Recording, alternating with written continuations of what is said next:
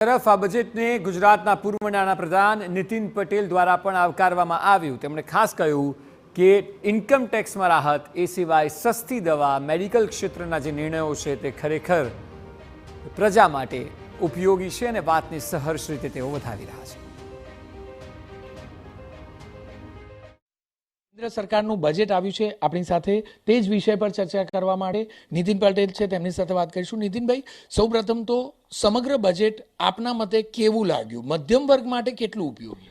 જો દેશમાં જે કરોડો નાગરિકો પ્રમાણિકતાથી નિષ્ઠાપૂર્વક ઇન્કમ ટેક્સ ભરે છે, એ બધાને સ્વાભાવિક એમ હોય કે અમારી આવકમાંથી સરકાર ઇન્કમ ટેક્સ બને તેટલો ઓછો વસૂલ કરે અને અમારી આવક અમારી પાસે જ રહે, અમારા પરિવારમાં એનો અમે ઉપયોગ કરીએ, દીકરા દીકરીઓને ભણાવવા માટે, અમારા પરિવારની જરૂરિયાત માટે અમે આ રકમ વાપરીએ।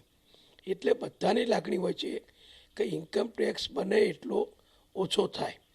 આ વખતે બધાના આનંદ સાથે જે બધાએ જોયું, આશ્ચર્ય સાથે બધાએ જોયું કે 12 લાખ રૂપિયા સુધીની આવકને તો નિર્મલાજીએ કરમુક્ત કરી દીધી છે।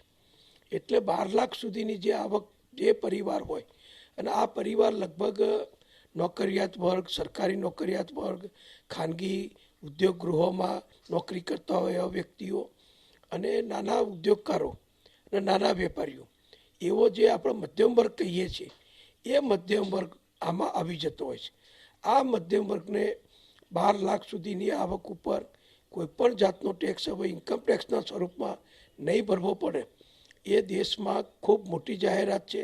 અને મેં જુદી જુદી ચેનલો ઉપર અનેક લોકોના જે પ્રતિભાવ જોયા, એમાં બધા એને આવકારી રહ્યા છે અને બધાને આ નિર્ણય સરકારનો ખૂબ ગમ્યો છે અને બધાએ એને વધાવ્યો છે। નિર્મલાજીએ જે જાહેરાત કરી નાણામંત્રીશ્રીએ કે દેશની દરેક મેડિકલ કોલેજમાં દર વર્ષે 10,000 મેડિકલની સીટો વધારવામાં આવશે।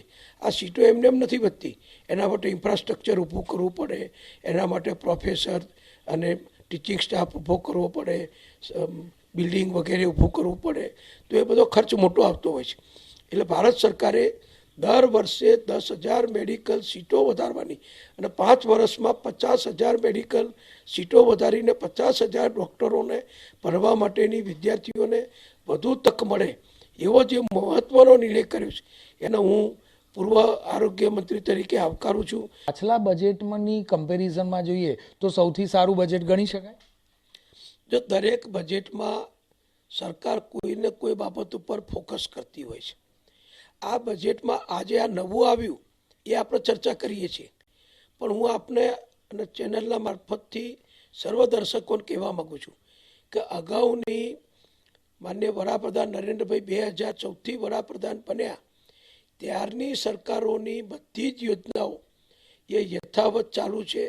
ગરીબો માટેના ઘર બનાવવાની યોજના હોય, દેશમાં ઇન્ફ્રાસ્ટ્રક્ચર ડેવલપ કરી રોડ રસ્તા વધારવાની વાત હોય, ખેડૂતો માટે અનેક સહાય યોજનાઓ ચલાવવાની વાત હોય, કે દેશનું ઉત્પાદન વધારી દેશમાં જ સ્વરોજગારી વધારીને વધુને વધુ લાખો યુવાનોને રોજગારી પ્રાપ્ત થાય, એ માટેની યોજનાઓ હોય, બધી જ યોજનાઓ યથાવત ચાલુ છે। આજે આપણે જે ચર્ચા કરીએ છીએ તો આજના બજેટમાં નવું કંઈ આવ્યું હોય એને આપણે વધારીએ છીએ। કહીએ તો આજે રજૂ થયેલા બજેટમાં ખાસ તો વિદ્યાર્થીઓ, મધ્યમ વર્ગના લોકો અને ખેડૂતો માટે વિશેષ ધ્યાન આપવામાં આવ્યું હોય તેવું સ્પષ્ટપણે લાગી રહ્યું છે। કેમેરામેન મનીષ ત્રિવેદી સાથે જિગ્નેશ પટેલ, TV9 અમદાવાદ।